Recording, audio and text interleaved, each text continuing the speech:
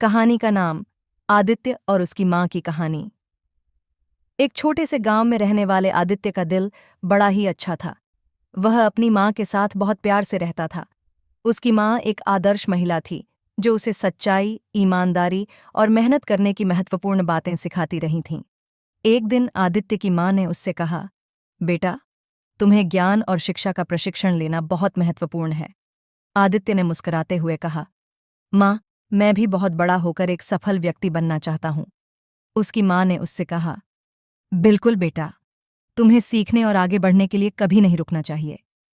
उसकी माँ ने उसे एक शिक्षा केंद्र में एनरोल करवाया, जहां उसे अच्छी शिक्षा मिली।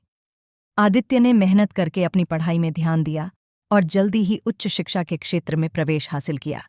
उसने अपनी माँ के शिक्षा के महत्व को समझा और उसका समर्थन किया। आदित्य ने अपनी माँ के साथ मिलकर एक नई शिक्षा योजना बनाई, जिससे गांव के बच्चों को भी अच्छी शिक्षा मिल सकती थी। वह एक शिक्षा केंद्र शुरू करने का निर्णय लिया, जिससे उन बच्चों को भी विशेष शिक्षा मिल सकती थी जो अच्छी शिक्षा से वंचित थे। आदित्य ने माँ के साथ मिलकर शिक्षा को समर्थन दिया और उन्होंने गांव के बच्चों को शिक्षा का सौभाग्य प्रदान किया।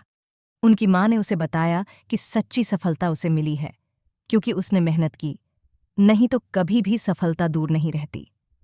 इस कहानी से हमें यह सीखने को मिलता है कि शिक्षा ही एक व्यक्ति को उसके लक्ष्य तक पहुंचाने का माध्यम हो सकती है और माता-पिता का समर्थन उसमें और भी मजबूती डाल सकता है। इसके साथ ही समाज में शिक्षा का महत्व और सभी को इसका समर्थन करने की आवश्यकता है।